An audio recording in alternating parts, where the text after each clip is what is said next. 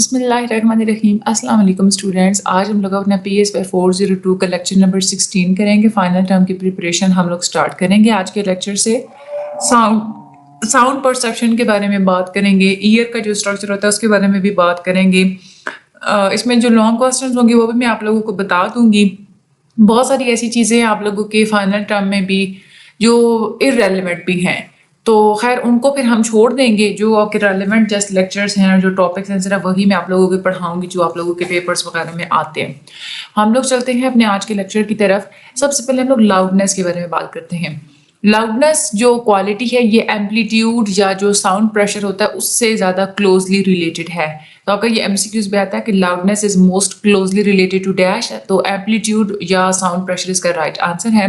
اس کو ہم لوگ آڈیٹری اسٹیمولس کا لیول بھی بولتے ہیں، یعنی کہ آپ کو جو سنائی دینے والا جو اسٹیمولس مل رہا ہے وہ زیادہ ہے، کم ہے، اونچا ہے یا اس کی کم آواز ہے، یہ کیسی ہے، یہ آپ لوگوں کی لاؤڈنیس کے اندر آ جاتی ہیں۔ لاؤڈنیس کی جب ہم لوگ بات کرتے ہیں تو اس کے ساتھ ڈیسیبلز کو ایسوسیٹ کیا جاتا ہے۔ ڈیسیبلز فزیکلی ہم لوگ جب میئر کرتے ہیں نا تو اس کے لیے یونٹ ہم لوگ استعمال کرتے ہیں ڈیسیبلز کا۔ خود اگر ہم لوگ لاؤڈنیس کی بات کریں تو وہ ایک سائیکولوجیکل چیز ہے، ٹھیک ہے۔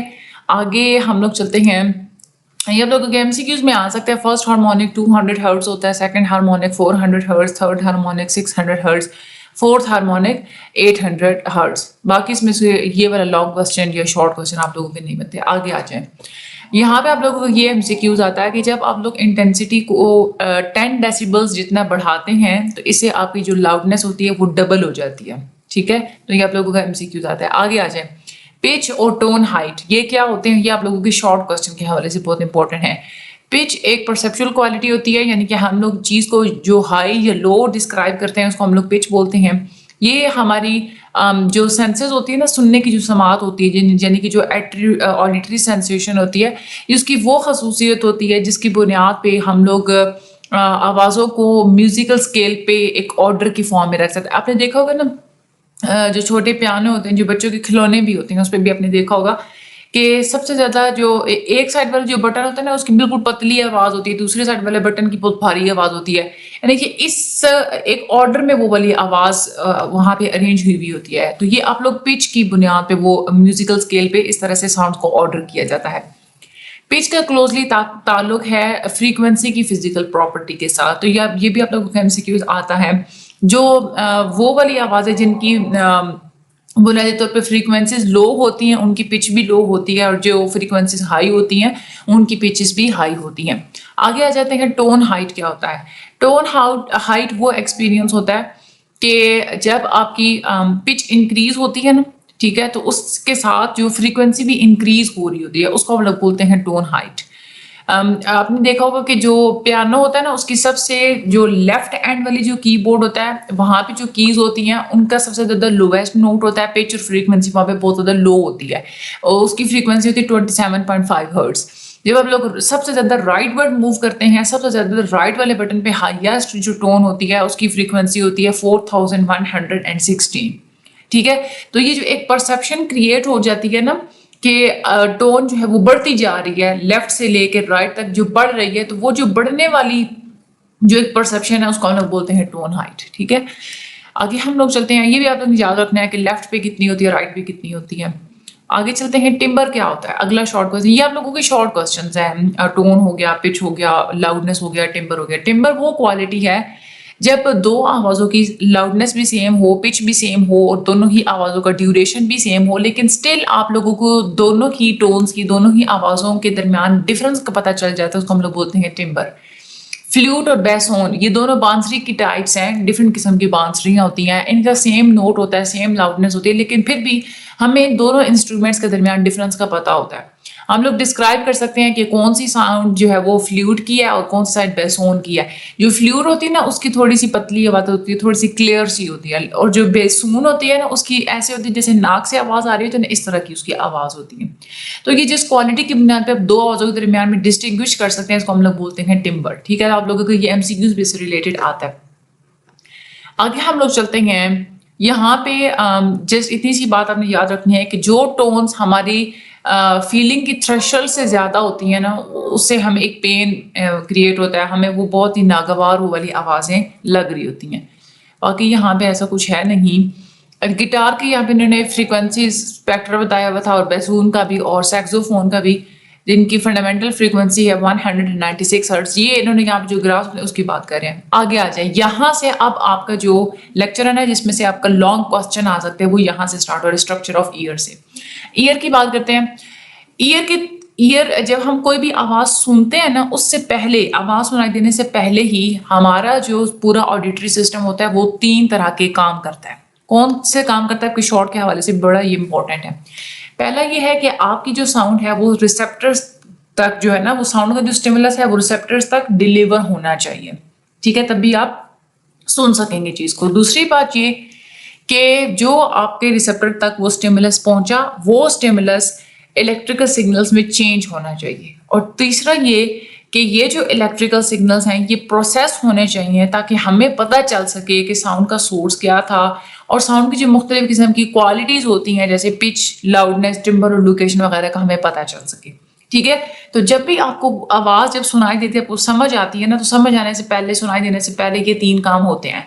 पहले रिसेप्टर तक साउंड का जो स्टिमुलस है वो पहुंचता है। दूसरी बात ये कि वो स्टिमुलस इलेक्ट्रिक सिग्नल्स में कन्वर्ट होता है। और तीसरा ये कि वो इलेक्ट्रिकल सिग्नल्स जो होते हैं वो प्रोसेस होते हैं, ठीक है। अब आगे हम आते हैं आउटर ईयर के ऊपर। सबसे पहले बात करते हैं, जब हम लोग रोजमर्रा की जिंदगी में बात कर रहे होते हैं ना, तो कान से मुराद हम कौन सा लेते हैं, पिन्ना लेते हैं। पिन्ना कहते हैं ये जो हमारे जो सर के साथ ये 2 कान लगे हुए ना, इस स्ट्रक्चर को हम लोग पिन्ने बोलते हैं, ठीक है। उसके बाद ये पिन्ने हमें ये हेल्प आउट करते हैं, एक तो साउंड की लोकेशन के बारे में, ये साउंड आई कहाँ से, और इसकी ये भी बहुत ज़्यादा इंपॉर्टेंस है कि आई ग्लासेस पहनने में भी ये हमें जो है ना वो सपोर्ट करते हैं। अब मेजर काम क्या क्या होता है कान का, मेजर जो जितनी भी वर्किंग्स होती है ना कान की, वो होती हैं हमारे सर के अंदर, जो कि हमें नजर नहीं आता कान। सबसे पहले इसमें क्या होता है कि सबसे पहले साउंड वेव्स आउटर ईयर से गुजरती हैं। आउटर ईयर में 2 चीजें आ जाती हैं, एक होता है पिन्ना और दूसरा होता है ऑडिटरी कैनाल।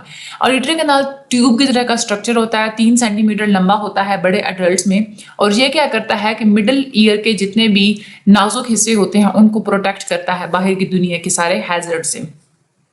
आउटर ईयर का एक और भी इफेक्ट होता है, ये क्या करता है कि कुछ ऐसी आवाजें होती हैं जो कि बहुत धीमी होती हैं, तो आउटर ईयर उनकी इंटेंसिटीज को बढ़ा देता है। तो आपका एमसीक्यूज भी आता है कि इंटेंसिटीज को कौन सा पार्ट जो है वो बढ़ाता है, तो आउटर ईयर बढ़ाता है। यानी कि यहाँ पे रेजोनेंस का जो फिजिकल प्रिंसिपल है ना वो अप्लाई होता है। रेजोनेंस क्या होता है, रेजोनेंस होती है आपकी ऑडिटरी कैनाल के अंदर। जब आप लोगों की आवाज की लहरें ऑडिटरी कैनाल में से गुजरती हैं, तो ऑडिटरी कैनाल का वो हिस्सा जहाँ पे कैनाल बंद हो रही होती है, वहां पे जाके आवाजें टकराती हैं, तो वहां से फिर दोबारा बैक की तरफ रिफ्लेक्ट होती हैं, ठीक है। अब वो आवाजें जो कि बैक की तरफ रिफ्लेक्ट हुई, वो और वो आवाजें जो कि नई कैनाल के अंदर एंटर हो रही हैं, दोनों आपस में इंटरेक्ट करती हैं। इसको हम लोग बोलते हैं रेजोनेंस। ये डिपेंड करती है, रेजोनेंस कितनी हुई है ये डिपेंड करती है कैनाल की लेंथ के ऊपर, ठीक है। अब आगे चलते हैं, रेजोनेंस जो कि ऑडिटरी कैनाल के अंदर हो रही होती है उसका फ्रीक्वेंसीज के ऊपर ये इफेक्ट होता है कि फ्रीक्वेंसीज को बढ़ा देती हैं।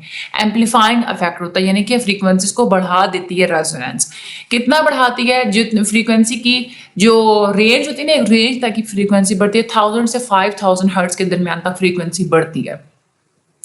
उसके बाद आगे बता रहे हैं हमें, इसको हम लोग कैनाल की लेंथ से डिटरमिन कर सकते हैं कि जो फ्रीक्वेंसी ज़्यादा बड़ी, इसको हम लोग कैनाल की लेंथ से ही हम लोग डिटरमिन कर सकते हैं। इसका ताल्लुक कैनाल की लेंथ के साथ होता है। जो फ्रीक्वेंसी सबसे ज़्यादा बढ़ती है उसको हम लोग बोलते हैं resonant frequency of the canal, ठीक है। ये आप लोगों का कौन सा हो गया, आउटर ईयर हो गया। अब आ जाए आगे इनर ईयर। इनर ईयर में 2 हिस्से होते हैं, एक होता है मिडल ईयर हमारा। मिडिल ईयर में कौन सी चीजें आ जाती हैं, सबसे पहले आती है इसमें टेम्पैनिक मेम्ब्रेन। जब आप आवाज जब एंटर होते हैं ना ऑडिटरी कैनाल के अंदर, ऑडिटरी कैनाल आउटर ईयर का हिस्सा था, ऑडिटरी कैनाल से होते हुए साउंड वेव्स पहुंचती हैं टेम्पैनिक मेम्ब्रेन तक। टेम्पैनिक मेम्ब्रेन को जब टकराती है ना आवाजें, तो वहां पे वाइब्रेशन पैदा होती है।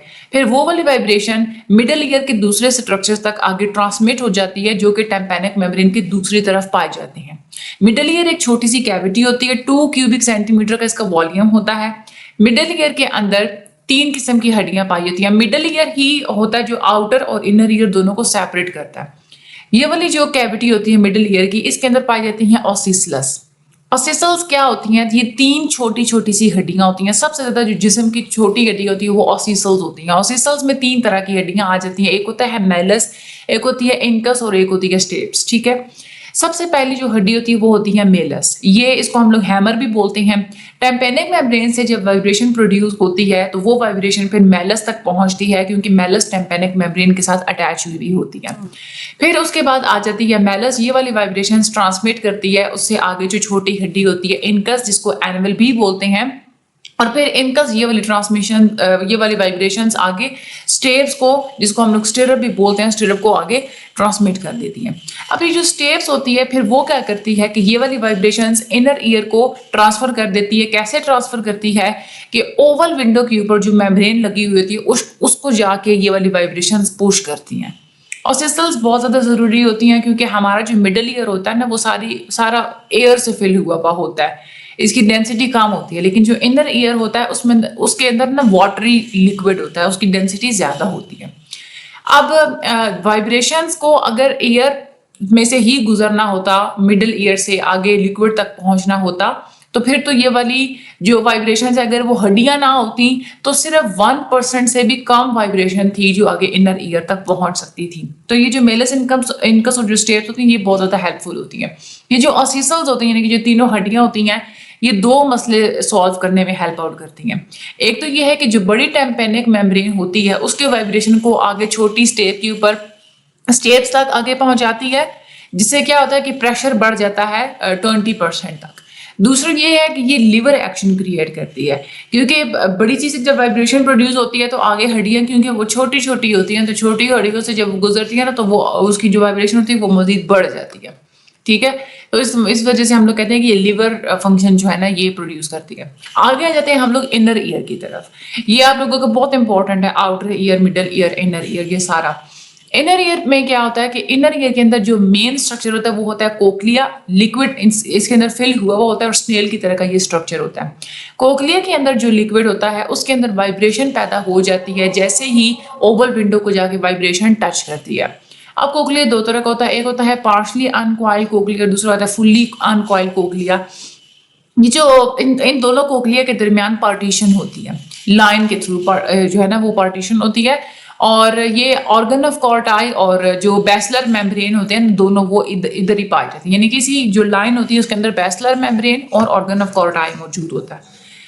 ये हो गया हमारा। आगे हम लोग चलते हैं, हेयर सेल्स मौजूद होते हैं, इनर हेयर सेल्स होते हैं और आउटर हेयर सेल्स होते हैं। हमारे कान के अंदर इनर हेयर सेल्स की जो तादाद होती है वो तकरीबन 3500 होती है और 12,000 होते हैं आउटर हेयर सेल्स। ये जो सीलिया होती है ना, ये सेल्स के ऊपर से उनके टॉप्स पे छोटे छोटे से बाल की तरह के होते हैं, ये होते हैं सीलिया। ये इलेक्ट्रिकल सिग्नल्स प्रोड्यूस करते हैं। उसके बाद बैसलर मेम्ब्रेन हम लोग पढ़ चुके हैं। बैसलर मेम्ब्रेन ऑर्गन ऑफ कॉर्टाई को सपोर्ट करती है, और उसके बाद वाइब्रेट जैसे ही साउंड सुनाई देती है तो ये वाइब्रेट करती है बैसलर मेम्ब्रेन। उसके बाद एक होती है टेक्टोरियल मेम्ब्रेन। टेक्टोरियल मेम्ब्रेन होती है जो कि हेयर सेल्स के ऊपर पाई जाती है, उसको हम लोग बोलते हैं टेक्टोरियल मेम्ब्रेन, ठीक है। अब आगे चलते हैं। इनर हेयर सेल्स जो होते हैं ना उनकी सीलिया बेंड हुए होते हैं। बेंड हुए होते हैं इस वजह से होती है ट्रांसडक्शन। इसका मतलब क्या होता है, साउंड का जो स्टिमुलस मिलता है वाइब्रेशंस की वजह से, उनको फिर इलेक्ट्रिकल सिग्नल्स में जो कन्वर्ट करने का प्रोसेस होता है उसको हम लोग बोलते हैं ट्रांसडक्शन। और ये ट्रांसडक्शन कौन करते हैं, इनर हेयर सेल्स के सीलिया करते हैं। उसके बाद जो स्टेप्स होती है वो इन एंड आउट यानी कि आगे पीछे मूव करती है, जिसकी वजह से प्रेशर चेंज हो जाता है कोक्लियर के लिक्विड का, ठीक है। और जो कोक्लियर पार्टीशन होती है अप एंड डाउन, उसमें भी मोशन हो रही होती है। अब जो कोक्लियर पार्टीशन की जो अप एंड डाउन मोशन हो रही है उसकी वजह से 2 इफेक्ट्स होते हैं। एक तो होता है कि ऑर्गन ऑफ कॉर्टाई भी उसमें भी अप एंड डाउन वाइब्रेशन शुरू हो जाती है, और दूसरा जो टेक्टोरियल मेम्ब्रेन होती है जो कि हेयर सेल्स के ऊपर पाई जाती है, वो tectorial membrane back and fourth move करना शुरू कर देती है। इन दोनों की वजह से इनर हेयर सेल्स के जो सीलिया होते हैं वो बेंड करते हैं, क्योंकि इर्द गिर्द का जो लिक्विड होता है ना उसमें मूवमेंट हो रही होती है, तो इनर हेयर सेल्स के सीलिया बेंड होते हैं, और जो आउटर हेयर के जो सेल्स होते हैं वो भी अफेक्ट होते हैं, क्योंकि सीलिया का जो है ना सीलिया वो जुड़े हुए होते हैं थोड़े टेक्टोरियल मेम्ब्रेन्स के साथ, ठीक है। इस तरह से फिर ट्रांसडक्शन का प्रोसेस होता है। हेयर सीलिया की जो मूवमेंट जब एक डायरेक्शन में हो रही होती है तो आयन चैनल्स प्रोड्यूस होते हैं हेयर सेल्स के अंदर, اور جو نیورو ٹرانسمیٹر ہوتا ہے وہ ریلیز ہوتا ہے آڈیٹری نرو فائبر کے اندر. اپوزٹ ڈائریکشن میں جب موومنٹ ہوتی ہے تو یہ آئن چینلز بند ہو جاتے ہیں, اس طرح سے کوئی فلو نہیں ہوتا اور کوئی بھی ٹرانسمیٹر ریلیز نہیں ہوتا. اور کچھ تھوڑی سی اماؤنٹ ہوتی ہے موومنٹ کی جو چاہیے ہوتی ہے ہمیں آواز کو سننے کے لیے. ہمارے جو آڈیٹری سسٹم ہوتا ہے وہ بہت ہی چھوٹا سا اسمال سا پریشر چینج بھی ڈیٹیکٹ کر سکتا ہے. اتنا چھوٹا ہوتا ہے کہ ایئر ڈرم جو ہوتا ہے نا وہ صرف 10 سے 11 سینٹی میٹر تک جسٹ موو کرتا ہے. جو ایک ہائیڈروجن آئٹم ہوتا ہے اس کے ڈائیمیٹر سے بھی کم موو کرتا ہے, اور پھر بھی ہم آواز کو جو ہے وہ ڈیٹیکٹ کر لیتے ہیں. جو ایئر پریشر کا جو تھریشولڈ ہے, یعنی کہ جو کم سے کم جس ایئر پریشر کو ہم لوگ سن سکتے ہیں وہ ہوتا ہے 10 to 15 ڈیسیبلز. اور اگر ہماری اچھا اس کے بعد جو ہوتا ہے نا ایئر میں جو پائے جانے والے جو مالیکیولز ہوتے ہیں نا, ان کی جب وہ موومنٹ وغیرہ ہو رہی تھی تو ان کی بھی آواز جنریٹ ہوتی ہے, لیکن وہ آواز ہمیں نہیں سنائی دیتی. کیوں نہیں سنائی دیتی؟ کیونکہ ہمارا جو تھریشولڈ ہے نا وہ 10 to 15 ڈیسیبل ہے, اور یہ تھریشولڈ اس ایئر والے مالیکیول سے تھوڑا زیادہ ہے. اگر ہماری ہیئرنگ زیادہ سینسیٹیو ہوتی تو ہمیں ایئر کے مالیکیولز کی آپس میں کولائڈنگ بھی بیک گراؤنڈ میں ہر وقت سنائی دے رہی ہوتی. آگے ہم لوگ بات کرتے ہیں ریپرزنٹیشن آف فریکوینسی کی بات ہو رہی ہے. ہم جب پچ کو پرسیپٹ کرتے ہیں تو اس کے پیچھے کیا میکانزمز ہو رہے ہوتے ہیں. پچ کی پرسیپشن کا تعلق ہوتا ہے ٹون کی فریکوینسی کے ساتھ, اور یہ آپ لوگوں کا ایک ایم سی کیوز ہے کہ جارج وان بیکیسی نے ریسرچ کی تھی فزیولوجی آف ہیئرنگ کے اوپر. اس میں ہیئرنگ کے بارے میں سب سے پہلے ہمارے پاس پلیز تھیوری.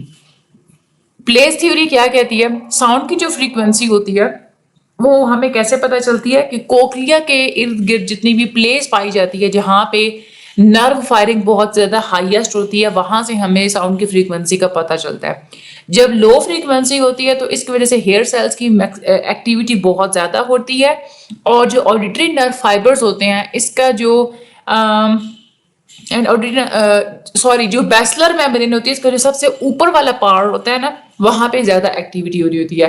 جب ہم لوگ ہائی فریکوینسی کی ساؤنڈ سنتے ہیں تو اس وقت ہیئر سیلز کی ایکٹیویٹی بھی میکسیمم ہوتی ہے, لیکن جو میمبرین کا جو بیس والا جو پورشن ہوتا ہے نا وہاں پہ اس کے جو آڈیٹری نرو فائبرز ہوتے ہیں اس کی ایکٹیویٹی زیادہ ہوتی ہے. یعنی کہ لو فریکوینسی میں کیا ہوگا, بیسلر میمبرین کا جو ایپیکس اینڈ ہوتا ہے, جو اپر اینڈ ہوتا ہے, وہاں پہ ایکٹیویٹی زیادہ ہوتی ہے, اور ہائی فریکوینسی میں بیس پہ جو ہے نا وہ ایکٹیویٹی زیادہ ہوتی ہے.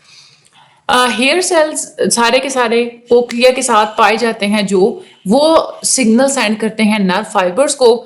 نرو فائبرز کے وہ سارے سگنلز مل کے آگے آڈیٹری نرو جو ہے وہ بنا رہے ہوتے ہیں. ٹھیک ہے, اس کے بعد آگے ہم چلتے ہیں.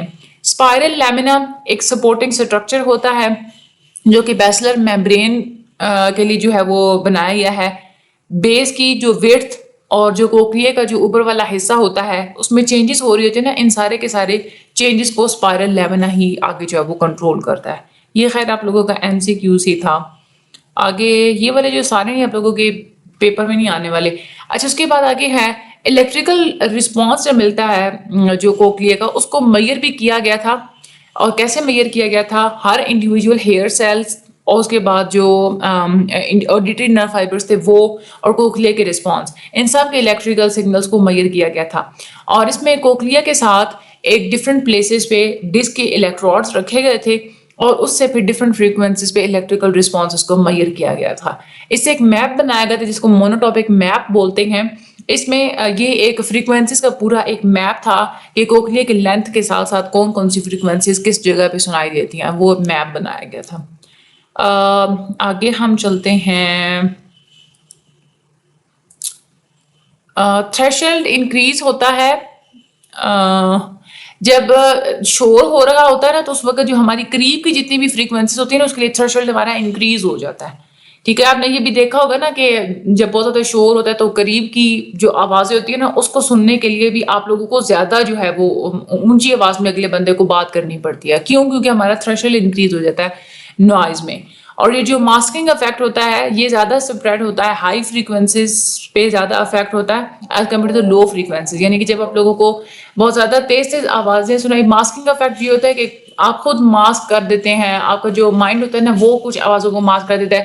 فار ایگزامپل اگر کہیں بھی بہت زیادہ شور ہے, ہاں وہاں پہ آپ لوگوں نے کسی ایک اسپیسیفک بندے کی بات سننی ہے نا, تو وہاں پہ آپ لوگ مکمل طور پہ توجہ لگائیں گے, آپ کو پھر دوسری آوازیں آپ کو ڈسٹرب نہیں کریں گے, آپ ایک بندے کی آواز کو مکمل طور پہ سن لیں گے. یہ آپ لوگوں کا ماسکنگ افیکٹ ہوتا ہے. آگے ہمارے پاس ایکوسٹک پرزم، وائبریشن اور جو بیسلر میمبرین پہ مختلف جگہوں پہ جو ایکٹیویشن ہوتی ہے اس کے درمیان ایک لنک پایا جاتا ہے. کوکلیا جس طرح سے اپنی لینتھ کے دوران فریکوینسیز کو سیپریٹ کرتا ہے اس کو ایکوسٹک پرزم کے تھرو آپ لوگ ڈسکرائب کر سکتے ہیں. اس کو ڈسکرائب کیا گیا تھا. پرزم وائٹ لائٹ کو سیپریٹ کرتا ہے، کوکلیا بھی فریکوینسیز کو سیپریٹ کرتا ہے جو کہ ایئر میں انٹر ہو رہی ہوتی ہیں بیسلر میمبرین کے ڈفرینٹ پلیسز پہ. یہ یہاں پہ اتنی سی بات لکھی ہوئی تھی. آگے ہمارے پاس جو auditory nerve fibre fires when the cilia are bent to the right. Auditory nerve fibre تب فائر کرتے ہیں جب ہمارا سیلیا کس طرف بینڈ ہوتا ہے، رائٹ ورڈ بینڈ ہوتا ہے. یہ بھی آپ لوگوں کا ایم سی کیوز ہے. آگے یہاں پہ 3 یہ ٹرمینالوجیز ہیں. فیز لاکنگ کیا ہوتی ہے؟ ساؤنڈ کے جب اسٹیمولس مل رہا ہوتا ہے سیم پلیس پہ جو فائرنگ ہو رہی ہوتی ہے آپ کے اس کی نرو فائبرز کی، اور اس کے بعد کچھ جو سائلنٹ انٹرولز ہوتے ہیں، یعنی کہ جب آپ لوگوں کو آواز سنائی دیتی ہے تو فائرنگ ہوتی ہے، پھر جب آواز نہیں سنائی دیتی تو بالکل وہ فائرنگ بند ہو جاتی ہے. سائلنٹ انٹرولز میں ہوتے ہیں. تو یہ جو برسٹ کے جو ٹائمنگ ہوتی ہے نا کہ کب فائرنگ ہوتی ہے کب نہیں ہوتی، یہ میچ کرتی ہے آپ لوگوں کی اسٹیمولس کی فریکوینسی کے ساتھ. تو اس کو ہم لوگ بولتے ہیں فیز لاکنگ. اس کے بعد ٹیمپورل کوڈنگ کیا ہوتا ہے؟ ساؤنڈ کے اسٹیمولس کی فریکوینسی کے درمیان اور آڈیٹری نرو فائبر کی فائرنگ کے درمیان جو ٹائمنگ کا کنیکشن ہے اس کو ہم لوگ بولتے ہیں temporal coding. Measurements of the pattern of firing یہ انڈیکیٹ کرتی ہے کہ فیز لاکنگ ہوتی ہے جب جب فریکوینسی 4000 ہرٹز کی ہوتی ہے تب فیز لاکنگ ہوتی ہے. آگے یہاں پہ لکھا ہے ہیئرنگ لاس. ہیئرنگ لاس کے بارے میں یہ لکھا ہے کہ جب ہماری جو ساؤنڈ ہے وہ ریسیپٹرز تک نہیں پہنچ سکتی تو ہم لوگ اس کو بولتے ہیں کنڈکٹیو ہیئرنگ لاس. یہ اس وجہ سے ہوتی ہے یا تو ہیئر سیلز ہمارے ڈیمیج ہو چکے ہوتے ہیں یا پھر ہماری آڈیٹری نرو یا برین ڈیمیج ہو چکا ہوتا ہے. جب ہیئر سیلز آڈیٹری نرو یا برین کی ڈیمیج کی وجہ سے ہیئرنگ لاس ہو تو اس کو ہم لوگ سینسری نیورل ہیئرنگ لاس بولتے ہیں. اور اس کا علاج یہ ہوتا ہے کہ کوکلیا کو ٹرانسپلانٹ کیا جاتا ہے یا پھر نئی ٹیکنالوجی کی مدد سے اس کا ٹریٹمنٹ کیا جاتا ہے. جو آپ لوگوں کے آڈیٹری اسٹرکچر ہوتے ہیں یہ بائی لیٹرل ہوتے ہیں، یعنی کہ کان 2 ہوتے ہیں نا، ہمارے لیفٹ سائڈ پہ ہوتا ہے اور ایک جو ہے نا وہ رائٹ سائڈ پہ ہوتا ہے. پورے کے پورے آڈیٹری اسٹرکچر 2 ہوتے ہیں، باڈی کی دونوں سائڈوں پہ ایک پریزنٹ ہوتے ہیں تاکہ دونوں سائڈ کے جو میسج ہیں وہ کراس اوور ہو سکیں. آڈیٹری نرو وہ سگنلز کیری کرتے ہیں جو کہ انر ہیئر سیلز پروڈیوس کرتے ہیں اور پھر وہ والے سیلز کوکلیا سے آگے کارٹیکس میں موجود آڈیٹری ریسیونگ ایریا کی طرف لے جاتے ہیں. کوکلیئر نیوکلیس سے یہ کام شروع ہوتا ہے اور اس کے بعد برین سٹیم کے اندر سپیریئر اولیوری نیوکلائی پایا جاتا ہے، وہاں تک ہمارے سگنلز جاتے ہیں. انفیریئر کولیکولس پایا جاتا ہے مڈ برین کے اندر. اس کے بعد میڈیل جینیکولیٹ نیوکلیس پایا جاتا ہے تھیلیمس کے اندر. اچھا آگے ہمارے پاس SON stand for superior اولیوری nuclear. یہ آپ لوگوں کے ایم سی کیوز ہیں. IC stand for inferior colliculus. MG stand for medial geniculate nucleus. آگے بس یہ ہے آپ لوگوں کا تھا یہ والا لیکچر، ٹھیک ہے. اس میں اب آپ لوگوں کا لانگ کیا آ سکتا ہے؟ اس میں زیادہ آپ لوگوں کے ایم سی کیوز ہیں. ہیئرنگ لاس کے بارے میں آپ کو پتا ہونا چاہیے اور یہ آپ لوگوں کے ایم سی کیوز ہے فیز لاکنگ، ٹیمپورل کوڈنگ اور measurements of pattern of firing. باقی مڈل ایئر، انر ایئر اور آؤٹر ایئر ان کے درمیان کیسے کیسے کام ہوتا ہے، کون کون سے اسٹرکچرز ہوتے ہیں، وہ سارا آپ لوگوں کو پتا ہونا چاہیے. وہ آپ لوگوں کے لانگ کے حوالے سے امپورٹنٹ ہے اور شارٹ کے جو امپورٹنٹ ہے وہ میں آپ لوگوں کو بتا چکی ہوں. اگلا جو لیکچر نمبر 17 ہوگا اس میں ہم لوگ سینس آف ٹچ کے بارے میں مزید بات کریں گے. مجھے اپنی دعا میں یاد رکھیے گا، ویڈیو کا شیئر لازمی کر دیجیے گا. اللہ تعالیٰ آپ سب لوگوں کی مدد فرمائے. Thank you so much.